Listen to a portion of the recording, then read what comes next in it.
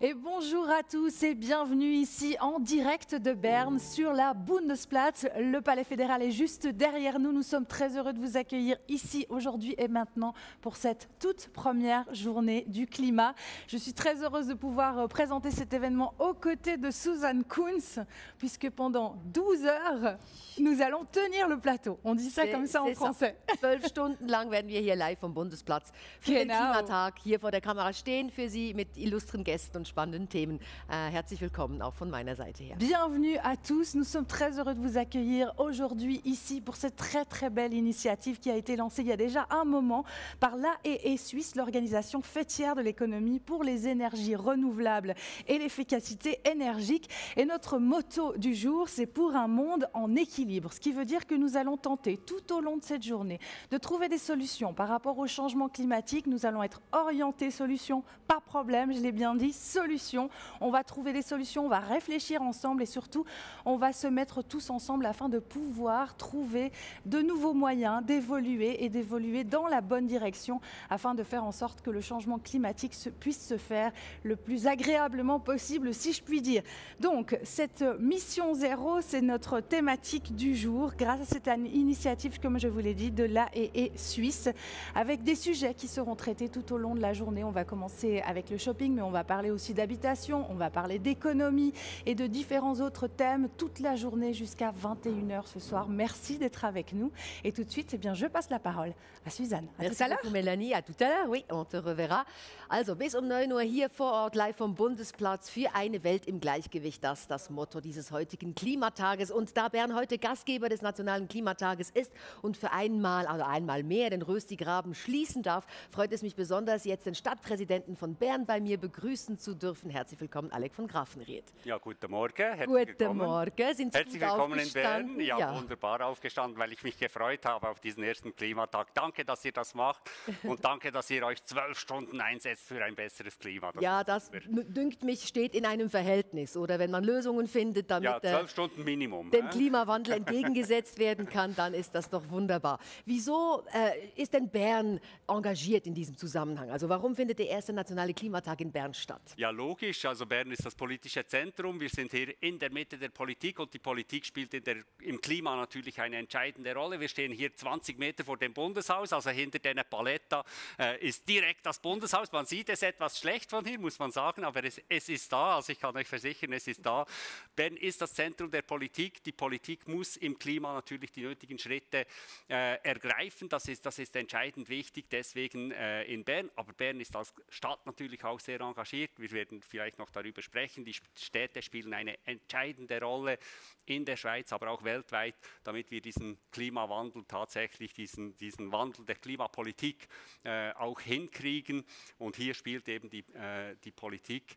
Die Städte müssen etwas leisten und Bern leistet, finde ich, viel. Wir könnten noch mehr leisten. Wir versuchen das. Wir sind hier dabei am Klimatag. Sie uns doch mal, was wir sind die grünste Stadt. Wir sind die grünste Stadt der Schweiz und wir sind die größte Stadt der Schweiz mit einem grünen Stadtpräsidenten. Also immerhin. Also gut, da ist schon vieles am richtigen Ort, würde ich sagen. Können Sie vielleicht sagen, das ist eine positive Nachricht gewesen, ein bisschen Self-Marketing natürlich auch. Was gibt es denn noch zu optimieren? Man muss sich ja wirklich auch den Zeigefinger selber immer wieder hochhalten und sich an der Nase nehmen und sagen, okay, aber es liegt noch mehr drin. Wo sehen Sie denn Optimierungsmöglichkeiten? Also wir machen viel, aber wir könnten natürlich mehr machen. Was mich vor allem auch etwas beelendet ist, also es geht nicht besonders rasch vorwärts. Für mich könnte es natürlich viel schneller gehen. Also es ist halt alles gemächlich, man muss alles zusammenbringen, man muss alles koordinieren und die Maßnahmen sind teilweise auch aufwendig. Also man könnte noch mehr machen, aber wir machen schon viel. Für uns ist das Klima. Die Klimapolitik ist eigentlich die wichtigste Umweltpolitik überhaupt. Also sie steht sehr im Zentrum unserer Umweltpolitik und wir haben auch unsere Umweltpolitik sehr auf die Klimapolitik jetzt fokussiert. Wir wollen die Klimaziele von Paris erreichen und wir wollen sie möglichst rasch erreichen. Wir haben schon lange eine Energiestrategie. Wir haben die dann vor 7 Jahren umgebaut in eine Energie- und Klimastrategie und wir haben jetzt gesagt, 2019 haben wir gesagt und 2035 wollen wir eigentlich die Klimaziele von Paris erreicht haben mit 1 Tonne CO2 für jede Einwohnerin, jeden Einwohner von Bern. Das heißt also, wir wollen deutlich runterkommen mit dem CO2. In 14 Jahren. in 14 Jahren. Ah, gut, also das ist ein schönes, ein hehres, nobles Ziel. Ich hoffe, das wird gelingen natürlich. Haben Sie denn ein Vorbild einer anderen Stadt? Das muss nicht unbedingt in der Schweiz sein, es kann auch eine Stadt im nahegelegenen Europa sein, die es vielleicht besonders gut macht, die wirklich als Vorbild dient? Also wir haben ja ganz verschiedene Bereiche, in denen wir aktiv sein können. Der Verkehr spielt eine wichtige Rolle, die Gebäude spielen eine wichtige Rolle, der Konsum spielt eine wichtige Rolle, Industrie spielt eine wichtige Rolle und es ist natürlich in jedem Bereich haben wir andere Vorbilder. In der Verkehrspolitik sind wir stark im ÖV. Ich glaube, dort ist fast nicht mehr rauszuholen in der Stadt Bern. Wir haben einen sehr guten ÖV und auch vergleichsweise sehr hohe ÖV-Zahlen, aber wir könnten noch besser werden in der sanften Mobilität, also Fuß- und Veloverkehr. Und da gibt es natürlich super Vorbilder. Amsterdam, Kopenhagen, viele deutsche Städte, die dort schon etwas weiter sind. Wir sind vielleicht etwas besser im ÖV, aber die sind besser mit den Velos und dort machen wir sehr viel und wollen ja Velo-Hauptstadt sein. Und wie gehen Sie da konkret vor? Sie sagen ja auch, es geht alles ein bisschen schleppender, als es eigentlich Ja, da sind wir also ziemlich schnell unterwegs. Das geht einigen schon fast etwas zu rasch. Also mit den Velos haben wir wirklich viel gemacht. Mehr Platz für die Velos, mehr Sicherheit für die Velos und die Leute machen auch mit. Und wir sehen einfach, dass die Velozahlen dauernd etwas ansteigen. Aber Sie haben ja nach den Vorbildern gefragt. Das ist Verkehr, eben Velo, dort Fuß und Velo, dort wollen wir besser werden. Aber es gibt natürlich auch den ganzen Gebäudesektor. Dort denken wir auch, haben wir viel aufzuholen. Dort geht es vielleicht eher in Richtung Holzbau oder in Richtung Nullenergie, Plusenergie. Und da gibt es super Beispiele, zum Beispiel auch im nahegelegenen Ausland in Österreich, im Vorarlberg. Und dort orientieren wir uns also eher in diese Richtung. Und ein großes Thema, das ist vielleicht das neueste Thema in der ganzen Klimapolitik, das ist die ganze Klimaanpassung. Wir haben die starke Erhitzung und die Erhitzung ist eben auch stärker in den Städten und in der Klimaanpassung, dort orientieren wir uns nach Berlin. Berlin hat ein spannendes Konzept der Schwammstadt, Wasser rückbehalten und dadurch etwas besser die Temperatur ausgleichen im Sommer, um diese hohen Temperaturen etwas zu mäßigen. Da orientieren wir uns also an der Schwammstadt Berlin. Also wir versuchen wirklich von überall das Beste zu nehmen. Wunderbar, genau. Also das klingt gut, von überall her das Beste zu nehmen. Das wird ein optimales Ergebnis geben, dann auch in Bern und hoffentlich auch in anderen Städten in der Schweiz. Sie haben es selber angesprochen, das eine ist, dass auf dem wirtschaftlichen, politischen Parkett halt einiges auch ins Laufen kommen muss, aber auch jeder einzelne Mensch. Worauf setzen Sie denn mehr? Was denken Sie? Was ist wichtiger? Die Technik jetzt im Zusammenhang mit den Lösungsfindungen für den Klimawandel oder auch das Verhalten jedes einzelnen Menschen? Ja, es braucht natürlich alles. Die Technik, das ist ja cool. Also wir haben wirklich coole Technologien, denken Sie im Gebäudesektor, in der Mobilität. Also technologisch haben wir wirklich eine super Palette zur Verfügung. Wir müssen es nur noch umsetzen. Und ich denke, es ist eine große Errungenschaft der Schweiz, dass sie mit dem ökologischen Fußabdruck, aber auch mit der 2000 Watt Gesellschaft das Reduktionsziel auf 1 Tonne CO2 pro Person, das alles auf die einzelne Person runtergebrochen hat. Also ich kann mein eigenes Verhalten überprüfen und ich kann mein eigenes Verhalten auch verbessern. Das kannst ja auch du, oder? Also das können wir alle. Ich habe gehört, dass du etwas zu viel tumblest. Deswegen habe ich dir noch das Klemmerli mitgebracht.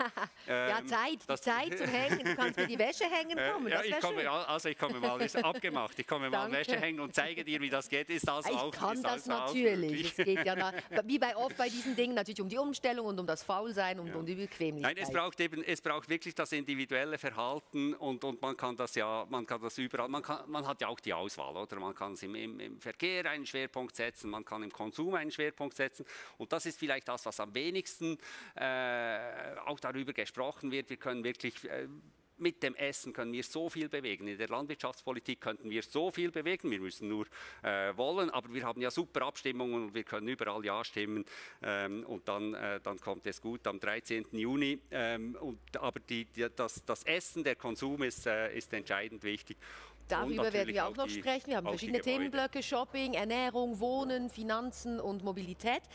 Jetzt sind wir erstmal hier statisch momentan hier auf dem Bundesplatz, live für Sie zu Hause im Livestream vom klimatag.ch, also Nationalen Klimatag. Vielen herzlichen Dank, dass Sie Gastgeber sind. Die Stadt Bern Gastgeberstadt ist trotz der erschwerten Umstände. Von Anfang an waren Sie mit dabei und überzeugt, dass das hier stattfinden sollte. Vielen herzlichen Dank für Ihr Engagement. Herzlichen Dank. Und ja, viel Erfolg. Dem Verschenken. Genau, Alec von Grafenried, vielen herzlichen Dank. Einen schönen Tag. Danke sehr. Tschüss. Ja, natürlich hätte der Klimatag als physisch erlebbare Veranstaltung stattfinden sollen. Klar, natürlich, Corona-Maßnahmen, erschwerte Umstände. Deshalb bedeutet es uns viel, dass es trotz diesen erschwerten Umständen auch jetzt so stattfinden kann mit einem Livestream live vom Bundesplatz in Bern.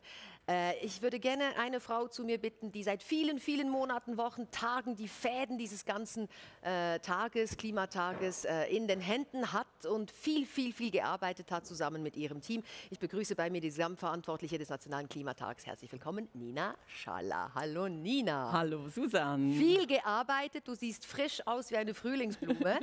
Vielen Dank. Wie hast du denn geschlafen jetzt, wo der große Tag endlich gekommen ist? Ja, ganz okay, weil ich auch weiß, dass da hinter den Kulissen ein super tolles Team arbeitet und hoffentlich alles macht, dass es ein unvergesslicher erster nationaler Klimatag wird. Wunderbar. Also wir können vertrauen darauf, dass alle an ihrem Posten das Bestmögliche geben. Das gilt auch für uns. Ist alles ein bisschen Rock'n'Roll. 12 Stunden Marathon. Das hast du während vielen Wochen, Monaten geplant. Seit wann seid ihr hinter den Kulissen denn eigentlich schon an der Vorbereitung? Ja, wir sind schon 2 Jahre dran, um ehrlich zu sein, weil wir ja letzten Sommer schon veranstalten wollten. Wir wollten hier auf dem Bundesplatz im Stil Festival trifft Konferenz eine physische Veranstaltung machen. Das hat dann leider nicht geklappt. Aus der offensichtlichen Gründen wie Corona und mussten dann schweren Herzens wie so viele andere Veranstalter verschieben. Aber umso mehr freue ich jetzt, dass wir hier sind und endlich den Klimatag durchführen können. Ja, es ist immer schön, wenn es dann tatsächlich so weit ist, weil ihr habt ja bestimmt auch viele Hürden überwinden müssen, einigen Herausforderungen seid ihr bestimmt auch begegnet. Was treibt dich und dein Team denn ganz persönlich und im Speziellen an? Also ich glaube, das Team allgemein natürlich sich fürs Klima zu engagieren und auch den nachfolgenden Generationen die gleichen Lebensgrundlagen zu schaffen, wie wir sie haben. Jetzt im Kontext vom Nationalen Klimatag ist es uns natürlich auch ganz wichtig, eine Plattform zu schaffen, eine Brücke zu schließen zwischen Unternehmen, Wissenschaft und Bevölkerung und halt eben auch ein bisschen Orientierung der Bevölkerung zu geben. Was gibt es für Tipps, wo kann man selber auch drauf achten und halt eben auch zeigen, dass hinter den Kulissen da die Unternehmen und die Wissenschaft an ganz vielen Lösungen dran sind und eben auch so Perspektiven geben, dass es da auch dem Klimawandel auch positive Aspekte gibt. Dass man auch wirklich Lösungen noch hat, damit man besser mit diesem Klimawandel umgehen kann. Eine illustre Gästeschar wird heute hier am Tisch, am Roundtable und auch in verschiedenen anderen Formaten zugegen sein. Jetzt findet das Ganze digital statt. Vielleicht noch kurz von deiner Seite her eine Erklärung. Wie findet das digital statt? Warum ist, glaube ich, offensichtlich. Genau.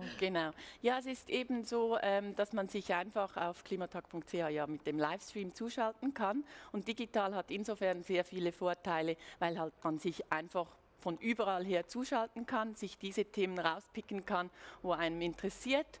Und wir hoffen aber natürlich schon, dass wir dann 2022 wieder alle physisch zusammenkommen können und da dann eigentlich das Erlebnis schon auch nochmals ein anderes ist als jetzt heute. Aber auch digital hoffen wir sehr darauf, dass Sie zu Hause, liebe Zuschauerinnen und Zuschauer, ganz interessiert mit dabei sind. Es gibt viel zu lernen. Es ist wirklich ein Anlass der Wissensvermittlung eigentlich auch. Sensibilisierung, genau, Wissensvermittlung. Damit man nicht denkt, ja, es ist sowieso alles zu spät. Nein, im Gegenteil. Es gibt tolle Lösungsansätze und darüber werden wir sprechen in ganz verschiedenen Themenbereichen. Ich danke ganz herzlich und wünsche dir und deinem Team jetzt ein gutes Dabeisein. Ja, viel kannst du nicht mehr machen, wahrscheinlich. Ich danke dir ganz herzlich für dein Engagement und auch deinem Team. Nina Schaller, danke schön. Vielen Dank, Susanne. So, und hier geht es gleich weiter mit dem ersten Themenblock. Das ist rund um das Thema Shopping. Verschiedene Gäste, verschiedene Formate werden Sie mit diesem Thema ein bisschen vertrauter machen und Lösungsansätze liefern im Zusammenhang mit dem Klima. Ich übergebe jetzt an Melanie Fremont. Wie gesagt, in ein paar Minuten geht es weiter, thematisch bis kurz vor 11 Uhr rund ums Thema Shopping. Bleiben Sie dran, wir sehen uns.